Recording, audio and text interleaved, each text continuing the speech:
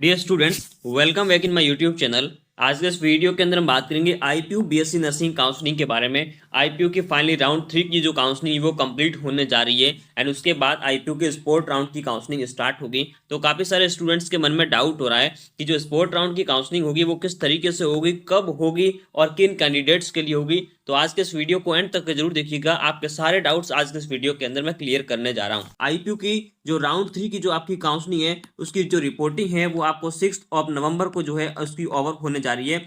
ये रिपोर्टिंग 6 नवंबर को ओवर होने के बाद आईपीयू जो है आप मान के चलिए 8 to 9 नवंबर तक जो है आपका स्पोर्ट राउंड का जो है शेड्यूल वो आपका रिलीज करेगा। शेड्यूल जब रिलीज होगा तब उसके अंदर पूरी date and form registration, extra fees payment सब कुछ आएगा। जो स्पोर्ट राउंड की काउंसलिंग होती है, अगर प्रीवियस ईयर के अकॉर्डिंग देखें तो स्पोर्ट राउंड के अंदर आपको 500 रुपीज का एक्स्ट्रा फीस पेमेंट करनी होगी। अगर आपने पहले 2500 रुपीज फीस पे कर रखी है तो आपको देन 500 रुपीज की एक्स्ट्रा फीस जो है पेमेंट करनी होती है स्पोर्ट राउंड की काउंसलिंग के अंदर। ये आईपीयू के पिछले 2-3 साल के ट्रेंड के बेसिस पर आपको बता रहा हूँ, हो सकता है इस बार कोई पॉलिसी में बदलाव किया जाए। ठीक है, उसके बाद अगर हम बात करें तो स्पोर्ट राउंड की जो काउंसलिंग होती है वो अगर पिछले सालों के अकॉर्डिंग देखें तो इसमें नीट के कैंडिडेट भी पार्टिसिपेट करते हैं एंड इसमें सीईटी के कैंडिडेट भी पार्टिसिपेट कर सकते हैं।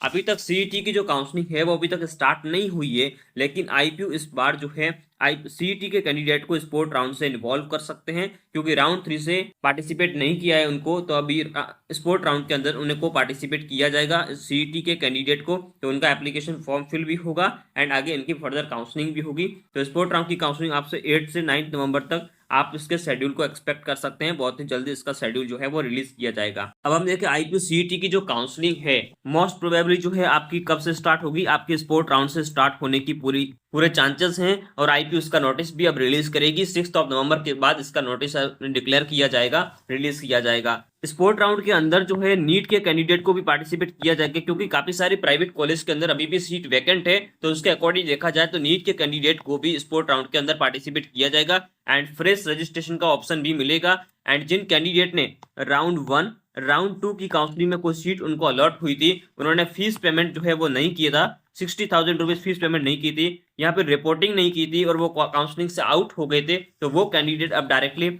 स्पोर्ट राउंड के अंदर फ्रेश रजिस्ट्रेशन करके पार्टिसिपेट कर सकते हो एंड यहाँ पे आपको 3,000 रुपीज की फीस पेमेंट जो है करनी होगी। तो ये स्पोर्ट काउंसलिंग का रूल होगा एंड सीईटी कैंडिडेट की भी इनके जॉइंट काउंसलिंग इस बार होने की प्रोबेबिलिटी है। साथ में स्पोर्ट राउंड से ही स्टार्ट होगी, क्योंकि राउंड 3 से उनको स्टार्ट नहीं किया जाता। राउंड 3 के अंदर कुछ न्यू कॉलेज का एडिशन हुआ था, उसी की वजह से राउंड 3 में सीईटी की काउंसलिंग स्टार्ट नहीं हुई थी। अब आगे देखते हैं एक्सपेक्टेड कट ऑफ क्या जा सकता है सीईटी का। नीट का जो कट ऑफ है वो सेपरेट वीडियो के अंदर देखेंगे, लेकिन आज के इस वीडियो के अंदर मैं आपको एक्सपेक्टेड कट ऑफ मार्क्स बताऊंगा सीईटी कैंडिडेट्स के लिए। अगर हम सबसे पहले गवर्नमेंट कॉलेज की बात करें, गवर्नमेंट कॉलेज हमारे पास टोटल 3 कॉलेज है। सबसे पहली कॉलेज है हमारे पास Hindu Rao college and second हमारे पास कॉलेज है अपने कस्तूरबा कॉलेज है।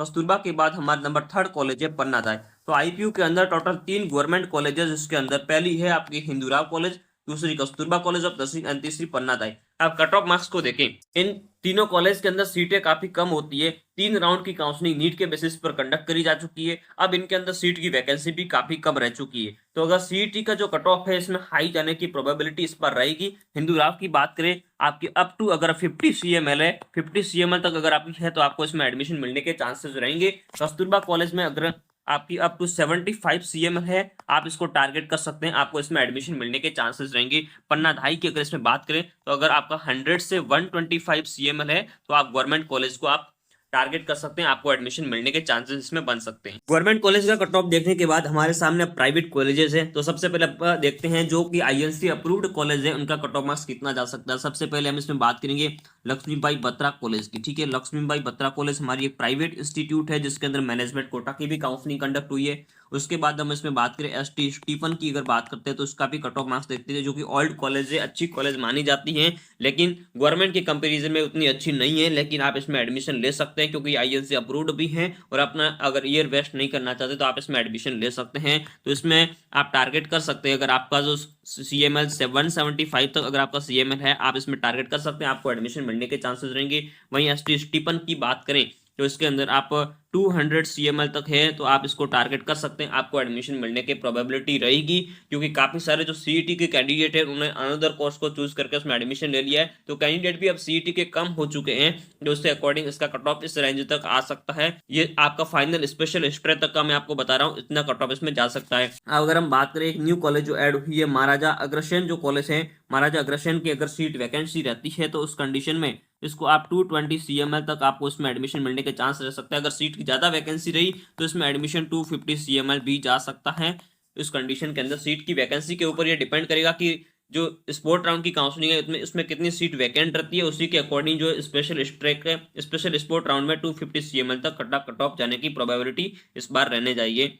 इसके बाद अगर बात करें दो न्यू और कॉलेज है, जो कि एक आपकी कॉलेज है सेवियर कॉलेज ऑफ नर्सिंग है, एंड उसके बाद एक कॉलेज है IPHI। दोनों जो है नॉन ISC अप्रूव्ड है, अभी तक अप्रूव नहीं हुई है, तो इनका कट ऑफ जो है काफी डिक्रीज भी जा सकता है। उस कंडीशन में आप मान के चलिए अगर 300 CML के अंडर जितने भी कैंडिडेट है उनको इन दो कॉलेज के अंदर एडमिशन मिलने के चांसेस रहेंगे। ये जो कट ऑफ मार्क्स मैं आपको बता रहा हूँ ये आपको स्पेशल स्पोर्ट तक का कट ऑफ बता रहा हूँ कि स्पेशल स्पोर्ट तक आपकी अगर इतनी रैंक है CML की तो आपको एडमिशन मिल सकता है। लेकिन ये दोनों कॉलेज ISC अप्रूव्ड नहीं है, तो उसको इस कंडीशन को देखते हुए अगर आप किसी अदर प्राइवेट इंस्टीट्यूट को, अच्छी प्राइवेट इंस्टीट्यूट को प्रेफर करते हैं तो आपके लिए वो बेटर ऑप्शन रहेगा इन दोनों कॉलेज के अकॉर्डिंग। Thanks for watching. इसी तरीके का क्वालिटी कंटेंट देखने के लिए इस चैनल को सब्सक्राइब कीजिए एंड बेल आइकन को प्रेस कर दीजिए।